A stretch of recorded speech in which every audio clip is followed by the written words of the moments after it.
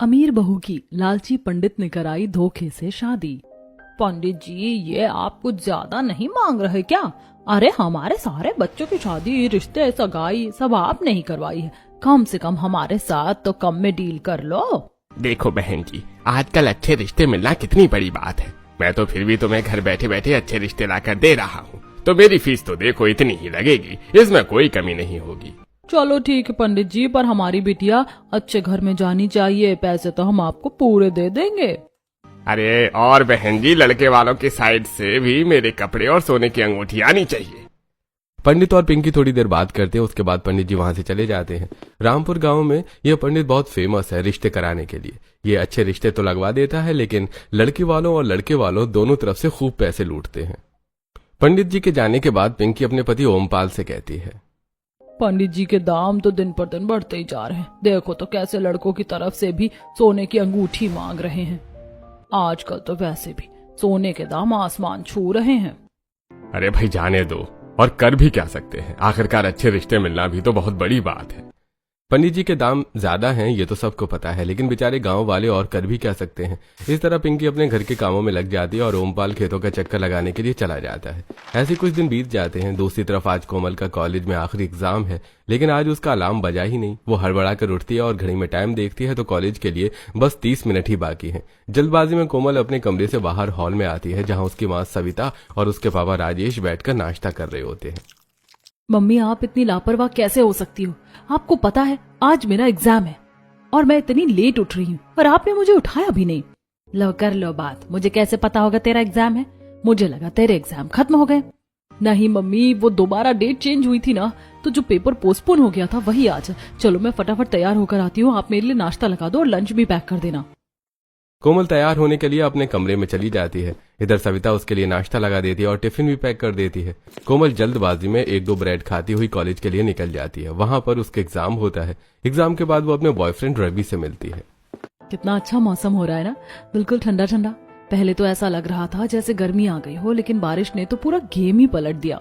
हाँ बिल्कुल बस इतना ही सुहाना मौसम हो, पहाड़ हो और साथ में हम दोनों, और ऐसे ही एक दूसरे को प्यार से देखते रहें। देखो, अगर आपको ये महंगे महंगे सपने पूरे करने हैं तो इसके लिए शादी करनी पड़ेगी। तो मना किसने किया है, करेंगे शादी भी। तभी कोमल थोड़ी सीरियस हो जाती है। रवि 3 साल हो गए हैं हमें साथ में रहते हुए। ये 3 साल कितनी जल्दी बीत गए, पता ही नहीं चला। आज हमारे कॉलेज का आखिरी दिन है, इसके बाद तो हम घर पर ही रहेंगे, तुमसे मिलना भी नहीं होगा। पता नहीं ये दिन तुम्हारे बिना कैसे बीतेंगे। तुम अपने घर पर बात कब करोगे हमारी शादी के बारे में? यार मैं रिजल्ट का वेट कर रहा हूँ। रिजल्ट आने के बाद कहीं नौकरी ज्वाइन कर लूंगा, उसके बाद ही तो मैं तुम्हारे पापा से तुम्हारा हाथ मांगते हुए अच्छा लगूंगा ना मैडम। इस तरह दोनों बैठकर खूब सारी बातें करते हैं और फिर अपने अपने घर आ जाते हैं। ऐसे कुछ दिन बीत जाते हैं और एक दिन राजेश कोमल से कहता है, कोमल बिटिया, ये तो तुम्हारे कॉलेज का लास्ट ईयर था ना, और तुम्हारे एग्जाम भी हो गए हैं। हाँ बाबा, एग्जाम तो हो गए हैं, बस रिजल्ट का इंतजार कर रही हूँ। चलो कोई नहीं, आ जाएगा रिजल्ट भी। कोमल से बात करने के बाद राजेश आंगन में चला जाता है, जहां सविता काम कर रही होती है। दोनों पति पत्नी आंगन में बड़े पत्ते और गमलों को साफ करने लगते हैं। कोमल अपने कमरे में फोन पर रवि से बात कर रही है।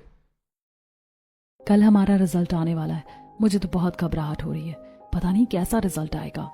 अरे पगली, इतनी मेहनत की है तुमने, तुम्हें कैसी घबराहट? घबराहट तो मुझ जैसे इंसान को होनी चाहिए जो एक रात पहले पढ़कर ही एग्जाम देने आता है। हाँ, ऐसे ही कहते हैं, और रिजल्ट वाले दिन पता लगता है कि तुम टॉप कर गए।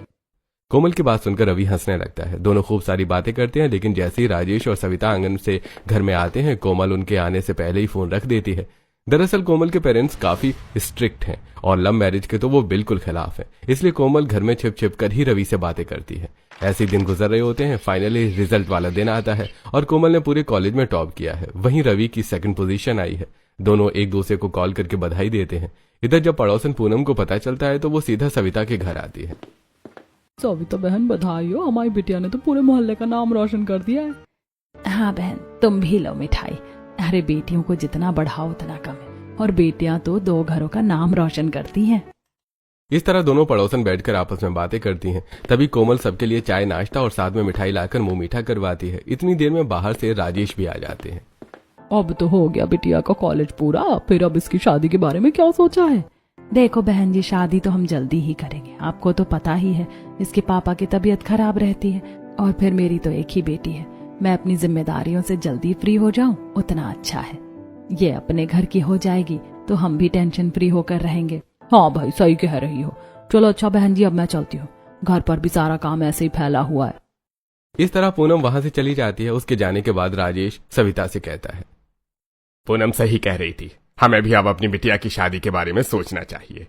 घर में अपनी शादी के बारे में बात सुनकर कोमल बहुत घबरा जाती है और सीधे रवि को फोन मिलाती है। रवि जल्दी करो वरना मेरे बाबा मेरी कहीं और शादी कर देंगे। तुम्हें पता है ना मैं तुम्हारे बिना किसी और से शादी नहीं करूंगी। अगर ऐसा हो गया तो मैं अपनी जान ले लूंगी। इससे पहले रवि कोमल को कुछ जवाब दे पाता, उसकी माँ सारी बातें सुन लेती है। क्या इसी दिन के लिए पैदा किया था मैंने तुझे? अब यही दिन देखना बाकी रह गया था कि तू ये आवारागर्दी करेगी। कौन है वो बदतमीज लड़का जिसने मेरी बेटी को इतना बिगाड़ा है? अभी बुलाती हूँ तेरे बाप को, रुक। सविता पहले कोमल को खूब डांटती है और उसके बाद राजेश को बुलाती है। देख लो अपनी लाडली को, कैसे सिर पर बैठा रखा था हमने इसे।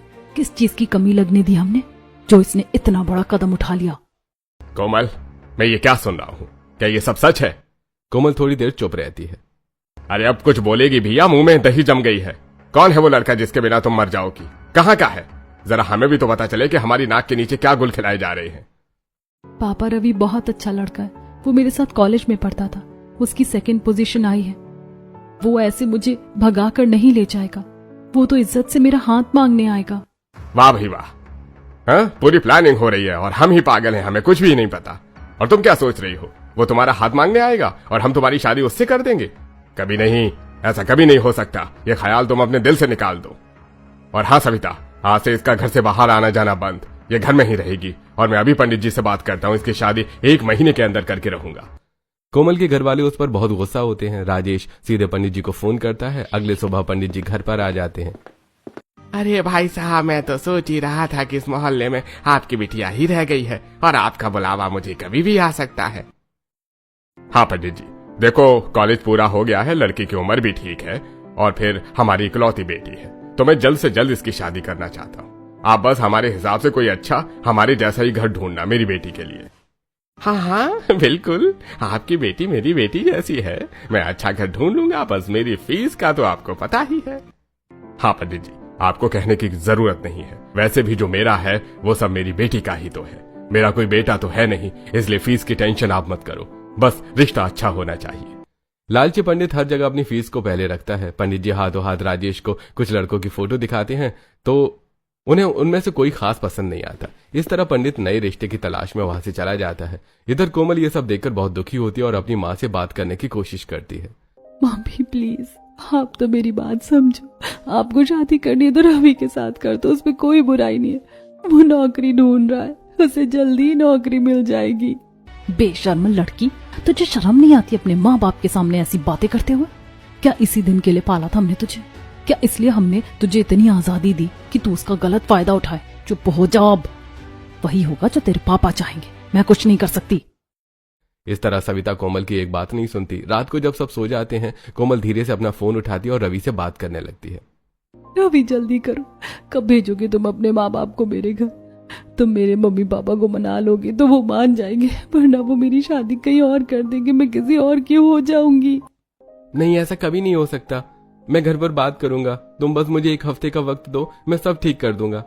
थोड़ी देर बात करने के बाद कोमल फोन रख देती है। अगली सुबह होती है, पंडित जी कुछ नए लड़कों की फोटो के साथ घर में आते हैं। अरे राजेश भाई साहब, इतने अच्छे लड़कों की फोटो लाया हूँ कि आपको पहली नजर में ही पसंद आ जाएगा। और घर तो पूछो ही मत, पूरे गांव में सबसे मशहूर घर है। इतने अमीर लोग हैं कि क्या ही बताऊं, हमारी बिटिया राज करेगी।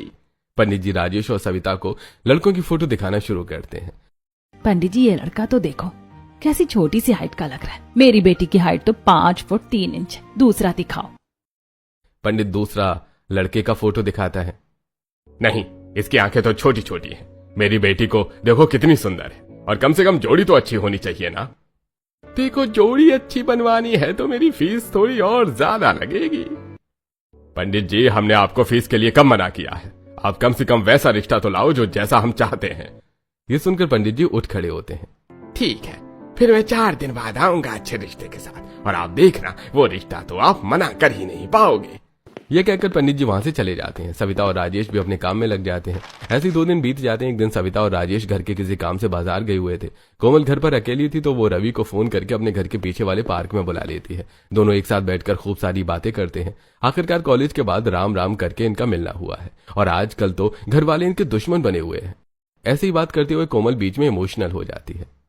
रवि, मैं सच बता रही हूँ, अगर मेरे घर वालों ने मेरी शादी जबरदस्ती किसी और के साथ कर दी तो मैं मंडप से भाग जाऊंगी। तुम पागल हो गई हो? हाँ, अभी शादी की बातें हो रही हैं, रिश्ता भी अभी पक्का नहीं हुआ है। तुम इतना ज्यादा क्यों सोच रही हो?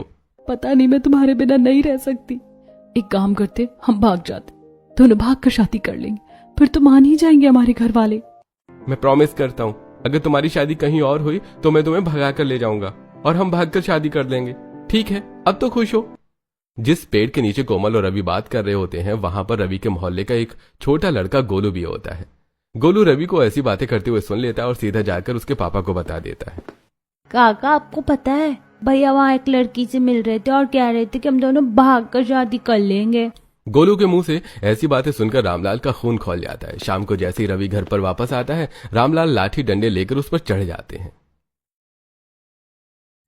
अरे क्यों रे, कहाँ नैन मनरक्का कर रहा है और किसे भगाने की बात हो रही है? ज्यादा बड़ा हो गया है तू जो अब इन लड़कियों को भगाएगा? हाँ, हम तो तुझे बड़ा समझदार समझते थे कि मेरा बेटा पढ़ा लिखा है, नौकरी करेगा, पढ़ाई में ध्यान देता है, लेकिन तूने तो कहीं और ही दिल लगा रखा है। अरे दिल लगाया या दिमाग, लेकिन एक बात कान खोल कर सुन ले, मेरे जीते जी इस घर में लव मैरिज नहीं होगी। तेरी शादी मैं करूंगा, वो भी अपनी पसंद से। आप लोग भी मेरी बात सुन लो, मैं शादी करूंगा तो केवल अपनी पसंद से और उसी लड़की से, और अगर आप सीधी तरह से नहीं माने तो मैं सच में उससे भागकर शादी कर लूंगा। रामलाल रवि को मारने के लिए दौड़ते हैं, लेकिन रवि घर से बाहर की तरफ भाग जाता है। जैसे माँ बाप ज्यादा स्ट्रिक्ट हैं, वैसे ही उनके बच्चे भी काफी तेज और चालाक हैं। इधर रवि तो उधर कोमल को ही देख लो। जब से गोलू ने यह बात बताई है, रामलाल और सुजाता दोनों बहुत टेंशन में आ गए। क्या सोचा है अब, क्या करना है इसका?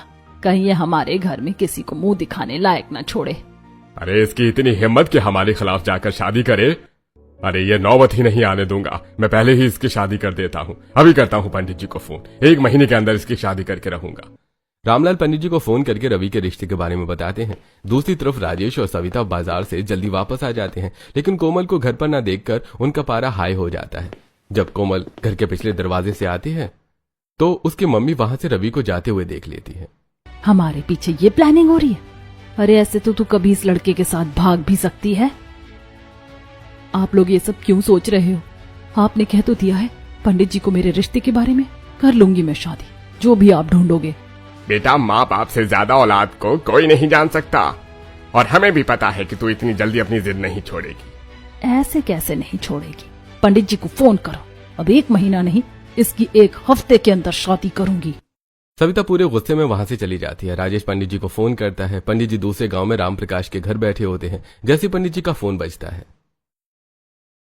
पंडित जी, फोन बाद में उठाना, आप पहले ये बताइए कि आपने तो कहा था लड़का बहुत अच्छा है, बहुत कमाता है, पूरा परिवार सत्संगी है, दारू मदिरा मांस मछली उनके घर में नहीं बनता, तो आप मेरी बेटी के जाने के बाद ये सब लोग शराबी कैसे हो गए? और वो लड़का जो खूब कमाता था वो बेरोजगार कैसे हो गया, ये तो बताइए आप। अपनी फीस में तो आपने हमें दोनों हाथों से लूटा। लड़के वालों की तरफ से भी हमने आपको सोने की अंगूठी दिलवाई और खुद भी 51,000 रुपए दिए। क्या इतनी महंगी फीस लेकर आप ऐसे झूठ बोलकर रिश्ते करवाओगे? अरे बहन जी, जैसा मैंने देखा था वैसे ही बताया। वैसे भी आपकी बेटी भी तो मेरी बेटी जैसी है, और मैं भला जानबूझकर बेटी को इतने बुरे घर में क्यों देता?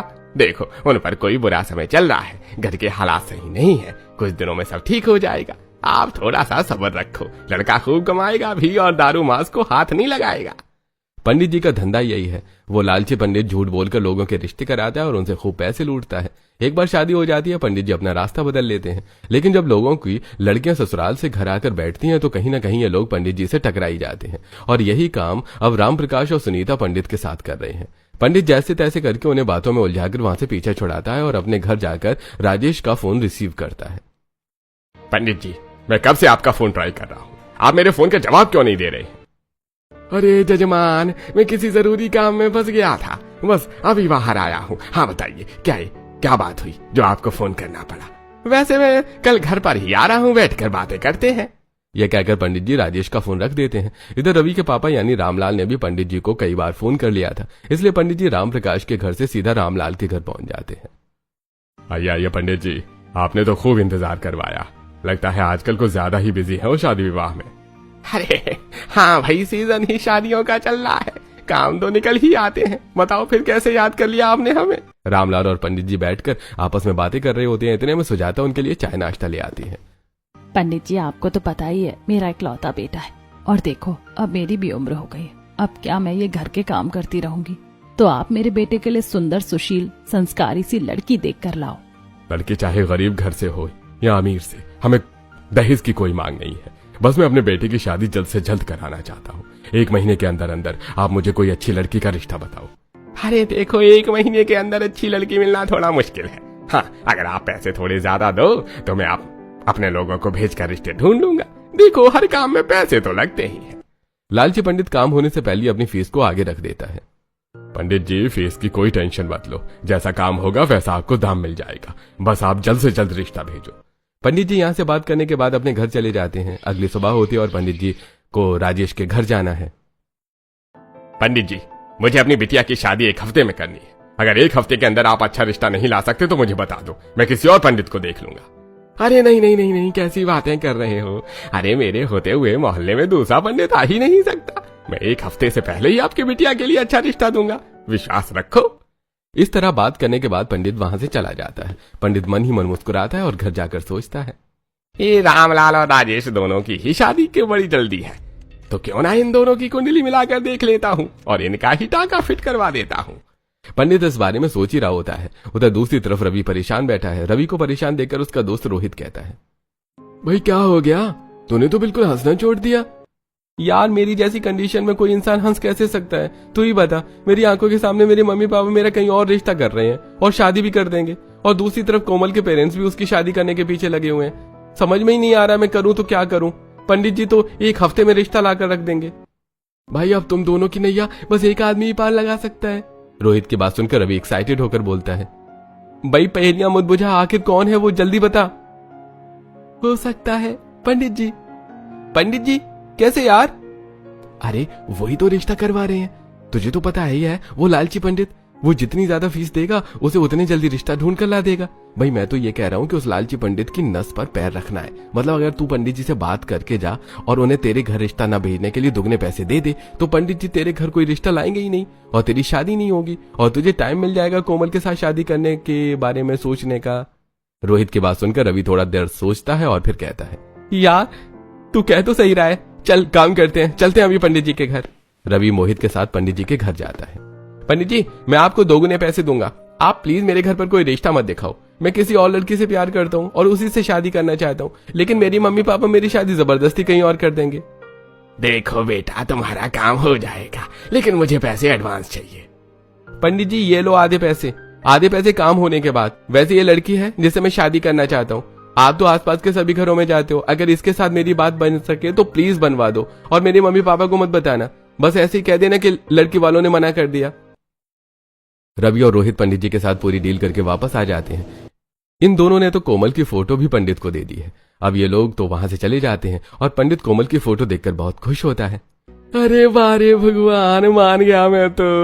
अरे जब देता है तो छप्पर फाड़ के देता है, 1 तीर से 2 निशाने। अरे प्रभु तेरी जय हो। पंडित पैसे लेकर बहुत खुश होता है। ऐसे ही 1-2 दिन बीत जाते हैं। पंडित जी राजेश के घर जाकर एक लड़के की फोटो दिखाते हैं। राजेश और सविता को लड़का, उसका घर बार सब पसंद आ जाता है और उनकी तरफ से रिश्ते की हाँ हो जाती है।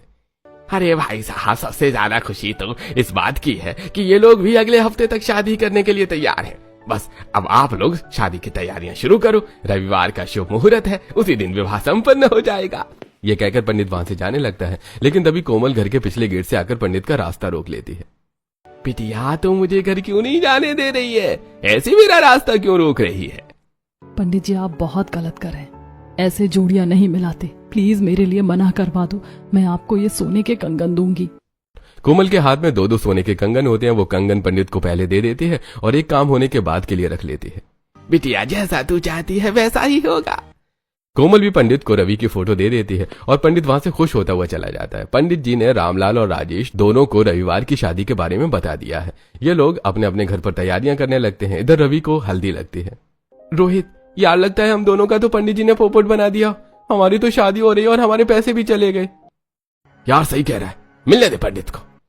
रवि बेचारा बिना किसी मन के हल्दी लगवाता है, क्योंकि अब तक तो वो पंडित के भरोसे बैठा था, लेकिन पंडित ने तो उनके साथ गेम खेल लिया। दूसरी तरफ कोमल का भी यही हाल है। कोमल के घर में भी हल्दी की तैयारियां चल रही हैं। कोमल का उदास चेहरा देखकर निकिता कहती है, दीदी क्या हुआ? आपकी तबीयत ठीक है ना? आप इतनी परेशान क्यों लग रही हो? नहीं कुछ नहीं यार, मुझे थोड़ी ठंड लग रही है और कितनी देर बैठना पड़ेगा मुझे यहाँ। कोमल बात को टाल देती है। थोड़ी देर में उसे हल्दी भी लग जाती है और वो अपने कमरे में जाकर मन ही मन सोचती है, पंडित जी तो बहुत बेकार निकले। मेरे सोने का कंगन भी रख लिया और इस रिश्ते से मना भी नहीं किया, उल्टा यही मेरी शादी हो रही है। दूसरी तरफ कोमल के घर में शादी की पूरी तैयारियां चल रही हैं और इधर कोमल अपने उदास चेहरे के साथ कमरे में बैठी है। थोड़ी देर में सब लोग इकट्ठा हो जाते हैं, ढोल बजता है, सब डांस करते हैं और ऐसे ही शाम से रात हो जाती है। कोमल को जैसे ही टाइम मिलता है वो तुरंत रवि को फोन करके कहती है, रवि ये सब क्या हो रहा है? मुझे तो यकीन ही नहीं हो रहा कि परसों मेरी शादी है। यार मैं क्या बताऊं, मेरे साथ भी ऐसा ही हो रहा है। ऊपर से पंडित ने मेरे सारे पैसे भी लूट लिए। दोनों आपस में बात करके मन हल्का करते हैं। कोमल तुम टेंशन मत लो, शादी की सारी रस्में आराम से एंजॉय करो, क्योंकि मंडप में तुम मेरे साथ ही बैठोगी। तुम्हारी मांग में सिंदूर मैं ही भरूंगा, तुम बस खुश होकर सारी चीजें करो।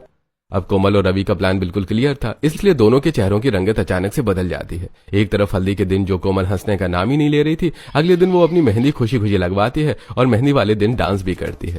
देखो तो हमारी बिटिया के चेहरे पर शादी का कितना अच्छा नूर आ गया। बहुत प्यारी लग रही है हमारी बिटिया, किसी की नजर ना लगे। हाँ बहन जी, बस नजर ना लग जाए मेरी बच्ची को किसी की।